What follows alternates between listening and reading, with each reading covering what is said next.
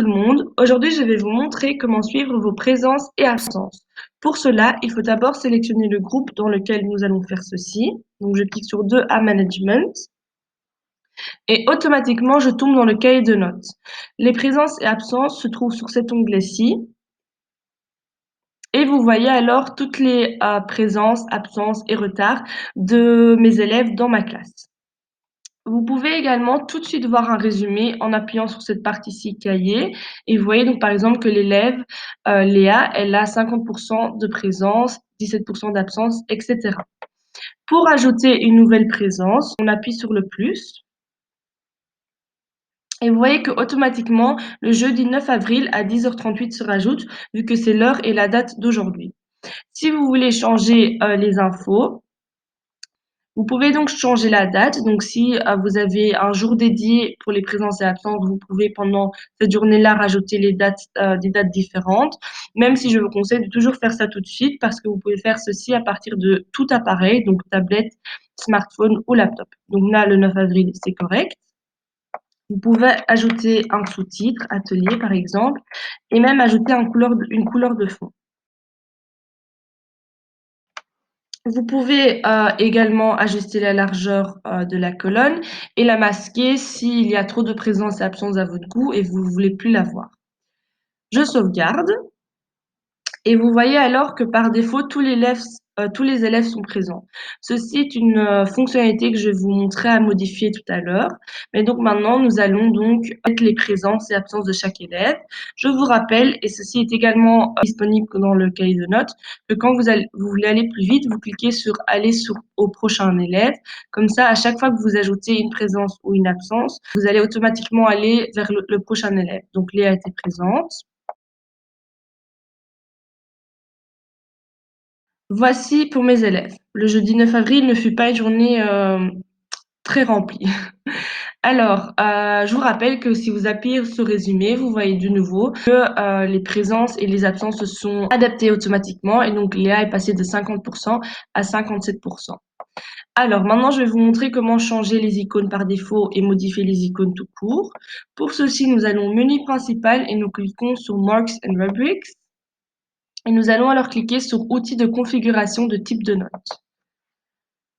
Et vous voyez alors plusieurs types de notes. Alors ceci, je sais que ma liste est un peu plus longue vu que j'en ai rajouté pas mal moi-même, mais vous pouvez donc rajouter vos calculs ici. C'est une vidéo qui arrivera bientôt. Mais donc, nous allons chercher Attendance. Donc, ce type de note, tout le monde a ceci par défaut sur Aditio. Vous pouvez donc changer le nom si vous en avez envie. Et alors, ici la partie valeur par défaut. Donc, ici, vous voyez que c'est vert pour présent. Mais vous pouvez mettre absent, en retard. Et vous pouvez même enlever l'icône si vous le souhaitez. Je vais quand même garder le vert. Et alors, ici, vous voyez la partie icône. Vous pouvez donc modifier les icônes ou même les supprimer. Donc, nous allons appuyer sur le petit crayon et vous pouvez donc, si vous dites, voilà, expulsion, c'est pas quelque chose qui arrive souvent, le supprimer et ajouter des icônes. Donc, vous sélectionnez une icône et là, vous avez le choix entre toutes les icônes disponibles sur Aditio. Donc, ça peut être intéressant si, par exemple, vous êtes en maternelle ou en primaire et que c'est d'autres types de participation ou de présence et absence qui sont requises. Donc, vous pouvez ajouter un petit smiley, etc. Et alors, évidemment, marquer le nom de l'icône. Et alors ici, vous voyez valeur numérique. Ça, c'est pour un calcul qui se fait dans le cahier de notes que je vous montrerai juste après. Et vous pouvez donc, par exemple, dire, OK, quand on est présent, on a +5. Quand on est absent, on a -2, et etc., etc. Donc alors, le calcul dans le cahier de notes se fera également automatiquement.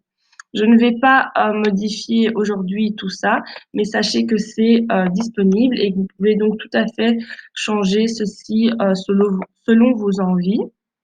Je vais retourner dans le groupe où nous étions au tout début.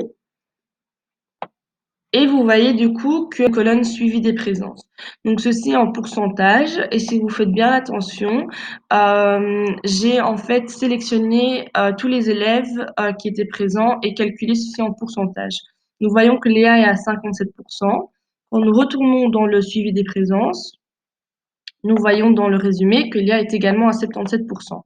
Donc vous voyez qu'en fait, tout se fait automatiquement. Si je rajoute une colonne, vous voyez qu'elle est à 62,5 et que dans le cahier de notes, elle est également à 62,5. Donc c'est vraiment quelque chose qui se fait automatiquement.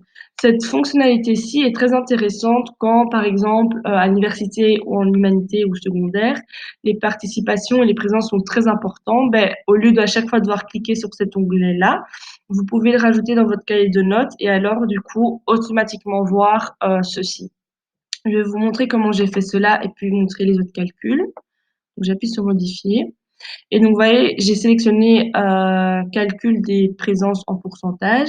Et dans configuration, il faut toujours mettre la date du début et la date de finalisation.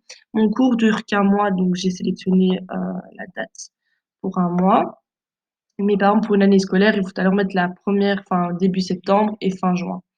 Alors, comme c'est pour que les présences, j'ai sélectionné la partie présence, mais vous pouvez bien évidemment tous les sélectionner.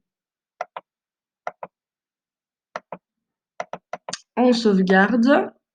Et alors, les résultats restent les mêmes vu que nous n'avons pas changé grand-chose. Et vous avez vos résultats. Maintenant, je vais vous montrer un autre calcul. Il faut donc cliquer sur calcul et addition vous donne 3 calculs pour les présences et les absences. Donc ici, c'est vraiment calculer le résultat. Donc si, comme je vous ai montré pendant les configurations, si pour vous, être présent, ça vaut 5 points, mais être absent, ça vaut -2, vous pouvez le calculer ici. Donc ça, c'est très intéressant. Si vraiment participation dans le bulletin vaut une note. Ici, vous avez le pourcentage que je vous ai montré. Et puis, il y a le nombre de fois la personne était présent, absent, en retard, etc. Donc, je vais cliquer sur celui-ci. Donc, je vais dire nombre de fois en retard. Donc, si, voilà, si c'est quelque chose qui est très important chez vous, vous pouvez le calculer comme ça. Vous sélectionnez alors ce que vous voulez dire. Donc, par exemple, je vais, donc, vu que c'est nombre de fois en retard, je vais mettre retard et retard justifié. On met toujours la date du début et la date de fin, bien évidemment. Retour. Je vous rappelle qu'il y a une vidéo qui vous explique de A à Z toutes ces fonctionnalités-ci dans les colonnes. Donc, je reviendrai pas là-dessus, mais c'est très intéressant à savoir. Et vous voyez donc nombre de fois en retard. Et donc, vous voyez, Léa a été en retard une fois, Diane 2 fois. J'ai fait les nombres de retard, mais bien évidemment, vous pouvez faire les nombres de présence, absence, expulsion, etc. Je vous rappelle également que vous pouvez aussi rajouter des icônes à côté de tout ceci. Donc, si voilà, vous trouvez ça important de rajouter des petites icônes à côté, c'est possible aussi. Également, les colonnes vont à chaque fois se modifier automatiquement quand vous ajoutez des données dans cette partie-ci d'addition. J'espère que cette vidéo vous sera utile et si vous avez d'autres questions, n'hésitez pas à regarder les autres vidéos disponibles sur la chaîne YouTube. Merci.